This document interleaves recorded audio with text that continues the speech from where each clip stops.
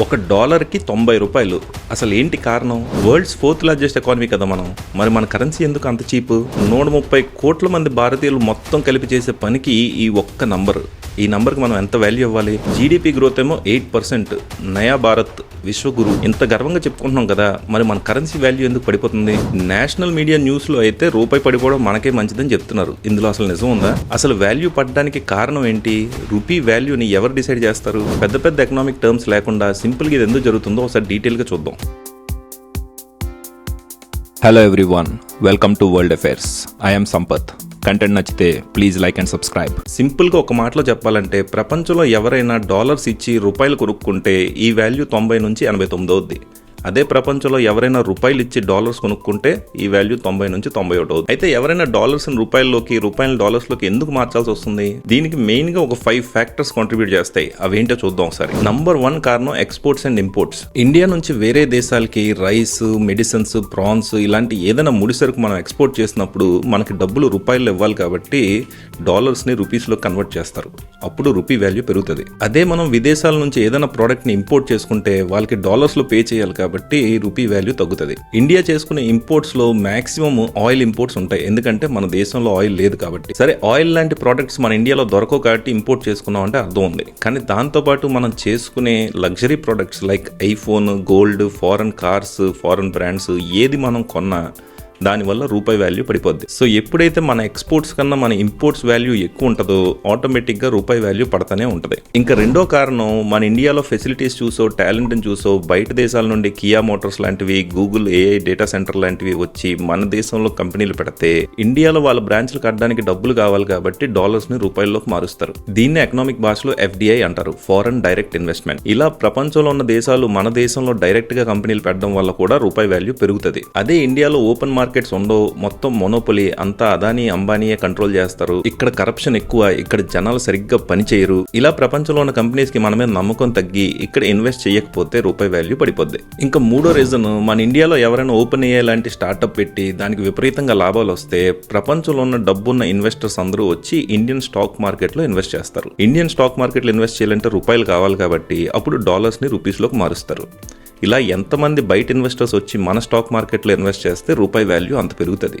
దీన్నే FPI అంటారు, foreign portfolio investment. అదే ఇండియా జీడిపి, స్టాక్ మార్కెట్ అంతా ఓవర్ వాల్యూడ్, షెల్ కంపెనీస్ వీళ్ళు ఎప్పుడు యుద్ధాలు చేసుకుంటూ ఉంటారు, ఇంటర్నల్ కాన్ఫ్లిక్ట్స్ లో కొట్టుకుంటారని ఇన్వెస్టర్స్ కి మన ఎకానమీ మీద డౌట్ వస్తే మన ఇండియన్ స్టాక్ మార్కెట్ లో ఇన్వెస్ట్ చేసిన డబ్బుల్ని వెనక్కి లాగేస్తారు. దీని వల్ల రూపాయి పడిపోద్ది. ఇప్పుడు 2025లో రూపాయి పడిపోవడానికి మెయిన్ కారణం ఇదే. లాస్ట్ 1 year లో $20 billion దాకా ఫారెన్ ఇన్వెస్టర్స్ మన స్టాక్ మార్కెట్ లోంచి తీసేసుకున్నారు. ఒకవేళ మన దేశంలో అంతా పర్ఫెక్ట్ గా సాగుతున్నా ఇక్కడ కంపెనీలు ఇన్వెస్ట్ చేస్తే వచ్చే లాభాల కన్నా మన కాంపిటీషన్ దేశాలు లాంటి సౌత్ కొరియా, జపాన్, చైనా ఇలాంటి దేశాల స్టాక్ మార్కెట్ లో ఇన్వెస్ట్ చేస్తే ఎక్కువ లాభాలు వస్తాయని నమ్మినా ఇక్కడ నుంచి డబ్బులు తీసేస్తారు. సో మనం బాగా చేస్తే సరిపోదు, మనం పక్క దేశాల కన్నా కూడా బాగా చేస్తేనే ఇన్వెస్ట్మెంట్లు వస్తాయి. ఇంకా నాలుగో కారణం, మన ఇండియా నుంచి విదేశాలకు వెళ్ళి అక్కడ పనులు చేస్తూ ఇండియాకి డబ్బులు పంపించే వాళ్ళు ఆ దేశం కరెన్సీని ఇండియా రూపీస్ లో కన్వర్ట్ చేస్తారు కాబట్టి రూపాయి వాల్యూ పెరుగుతుంది. దీన్నే రెమిటెన్స్ అంటారు. ఈ రెమిటెన్స్ ఫీల్డ్ లో మాత్రం ప్రపంచంలోనే నంబర్ 1 పొజిషన్ లో ఉంది ఇండియా.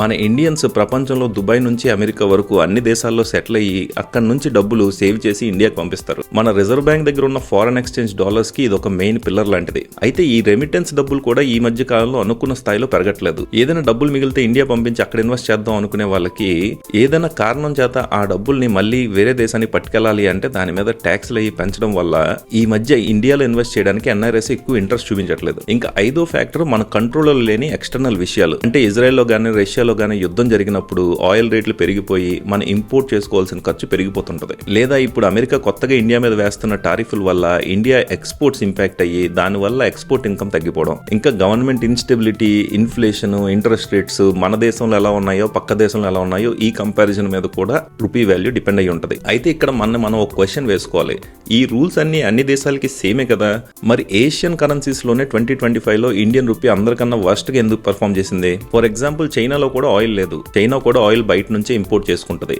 మరి రష్యా యుద్ధం వచ్చినప్పుడు చైనా ఖర్చు కూడా పెరగాలి కదా. కానీ చైనీస్ ఎకానమీ ఇండియన్ ఎకానమీలో కాదు, అక్కడ ఎక్స్పోర్ట్స్ చాలా ఎక్కువ. ₹100 ఇంపోర్ట్ చేసుకుంటే ₹1000 ఎక్స్పోర్ట్ చేస్తాడు చైనా వాడు. అందుకు ఇంపోర్ట్స్ రేటు కొంచెం పెరిగినా వాడు అడ్జస్ట్ చేసుకుని కరెన్సీని కంట్రోల్లో పెట్టుకోగలడు. స్వాతంత్రం వచ్చిన దగ్గర నుంచి ఇప్పుడు వరకు ఎప్పుడు ఇండియా ఇంపోర్ట్ బేస్డ్ కంట్రీగానే ఉంది. ఎప్పుడు మన ఎక్స్పోర్ట్స్ని ఆ రేంజ్లో పెంచుకోలేకపోయాం. అది ఒక కారణం. మరి రూపాయి ఇలా పడిపోతుంటే గవర్నమెంట్ ఏం చేస్తుంది, అసలు ఏం చేయగలదు? షార్ట్ టర్మ్లో రూపీ వాల్యూ పడిపోతే దాన్ని కంట్రోల్ చేయడానికి రిజర్వ్ బ్యాంక్ తన దగ్గర కొన్ని డాలర్స్ని పెట్టుకుంటుంది. ఎప్పుడైతే రూపీ మరీ ఫాస్ట్గా పడిపోతుందో మన దగ్గర ఉన్న డాలర్స్తో మనమే మన రూపీస్ని కొనుక్కుంటాం. అలా కొనుక్కోవడం వల్ల ఈ పడిపోయే ఫాల్ని కొంతవరకు కంట్రోల్ చేయొచ్చు. అయితే 2022-2024 వరకు రిజర్వ్ బ్యాంక్ ఇలా రూపీ పడిపోతున్నప్పుడల్లా కొన్ని డబ్బులు పెట్టి మన రూపీని మనమే కొనుక్కొని వాల్యూని కంట్రోల్ చేసేది. ఇప్పుడు మన గవర్నమెంట్ తీసుకున్న కొత్త స్ట్రాటజీ ప్రకారం ఇలా రిజర్వ్ బ్యాంక్ ఫోర్స్ఫుల్ గా డాలర్స్ ఇచ్చి రూపీస్ కొనుక్కునే పద్ధతిని మానేసుకుంటుంది. నేచురల్ గా మార్కెట్ లో మన రూపీకి ఎంత వాల్యూ ఉంటుందో అంత ఉండనిచ్చేలా వదిలేస్తుంది. రూపీ వాల్యూ పడడం వల్ల మన ఎక్స్పోర్ట్స్ చీప్ అవుతాయి. సో మన ప్రొడక్ట్స్ కొనుక్కునే వాడికి తక్కువ ఖర్చు అవుద్ది. ఈ విధంగా మన ఎక్స్పోర్ట్స్ ని కాంపిటేటివ్ చేసుకోవాలన్నది ప్లాన్. ఎప్పుడైతే రూపీ వాల్యూ తక్కువ ఉంటుందో మన ఇండియాలో ఎవరైనా కొత్త కంపెనీలు పెట్టడానికి ఇన్వెస్ట్ చేయడానికి వస్తే వాళ్ళకు కూడా అయ్యే ఖర్చు తగ్గుతుంది. సో ఆ విధంగా ఫారెన్ డైరెక్ట్ ఇన్వెస్ట్మెంట్ కూడా ఎంకరేజ్ చేయొచ్చు అన్న ఉద్దేశంతో గవర్నమెంట్ ఈ స్ట్రాటజీని తీసుకుంది. అయితే ఇక్కడ ఒక చిన్న ప్రాబ్లం ఉంది. ఇందాక చెప్పినట్టు మన ఇండియా చేసుకునే ఎక్స్పోర్ట్స్ కన్నా ఇంపోర్ట్స్ ఎక్కువ. సో ఎప్పుడైతే రూపీ వాల్యూ పడిపోద్దో మన ఎక్స్పోర్ట్స్ కి అది అడ్వాంటేజ్ అయినా మనం చేసుకునే ఇంపోర్ట్స్ కి అది డిసడ్వాంటేజ్. సో ఆల్మోస్ట్ మనం చేసుకునే అన్ని ఇంపోర్టెడ్ ప్రొడక్ట్స్ మీద రేట్ పెరిగిపోద్ది, ఇంక్లూడింగ్ పెట్రోల్. ఎప్పుడైతే పెట్రోల్ రేట్ పెరుగుతుందో ఇండియాలో డొమెస్టిక్ గా జరిగే ట్రాన్స్పోర్టేషన్ కూడా పెరుగుతుంది. దాంతో అన్ని నిత్యావసర సరుకుల రేట్ కూడా పెరగదు. అయితే గవర్నమెంట్ తీసుకుంటున్న ఈ కొత్త స్ట్రాటజీ లాంగ్ టర్మ్ లో సక్సెస్ అవుతుందా లేదా మళ్ళీ అది ఇంకో డిమోటరైజేషన్ లకు అవుతుందా చూడాలి. కానీ ఇవన్నీ షార్ట్ టర్మ్ ఫిక్సెస్ మాత్రమే. మరి లాంగ్ టర్మ్ లో మన రూపాయి వాల్యూ పెరగాలంటే ఏం చేయాలి?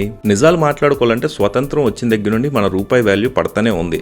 ఏ గవర్నమెంట్ అధికారంలో ఉన్నా రూపాయి వాల్యూ అయితే పెరగలేదు. ఇప్పుడు చెప్తున్న ఆల్ టైమ్ లో అన్నది సర్ప్రైజ్ కాదు. ప్రతి సంవత్సరం జనవరిలో ఉన్న వాల్యూ కన్నా డిసెంబర్ లో ఉన్న వాల్యూ తక్కువే ఉంటది. మరి ఇప్పుడు ఈ గ్రాఫ్ డైరెక్షన్ మార్చాలి అంటే మనం ఏం చేయాలి? ఫర్ ఎగ్జాంపుల్ మన ఇండియాలో నేచురల్ రిసోర్సెస్ దొరికినప్పుడు అవి బిజినెస్ మ్యాన్ కి తక్కువ రేట్కి అమ్మేయకుండా అందులోంచి మాక్సిమం వాల్యూ గవర్నమెంట్ కి వచ్చేలాగా ప్లాన్ చేసుకోవాలి. ఇలా గవర్నమెంట్ కి వచ్చే ఆదాయం పెంచుకుంటే మన ఎక్స్పోర్ట్స్ ని మన ఇంపోర్ట్స్ ని కంట్రోల్ చేసుకోవచ్చు. ఫర్ ఎగ్జాంపుల్ సౌదీ అరేబియాలో ఎంత ఆయిల్ దొరికిందో వెనిజులా అన్న దేశంలో కూడా అంతే ఆయిల్ దొరికింది. సౌదీ అరేబియా తన దేశాన్ని ఇంప్రూవ్ చేసుకోవడానికి ఈ నేచురల్ రిసోర్సెస్ ను వాడుకుంటే వెనిజులాలో పొలిటీషియన్స్ దాన్ని పనిచేసుకుని ఇప్పుడు దేశం దివాలా తీసే పరిస్థితి తీసుకొచ్చారు. నంబర్ 2, ప్రైవేట్ సెక్టర్స్ లో మోనోపొలీ తగ్గించాలి.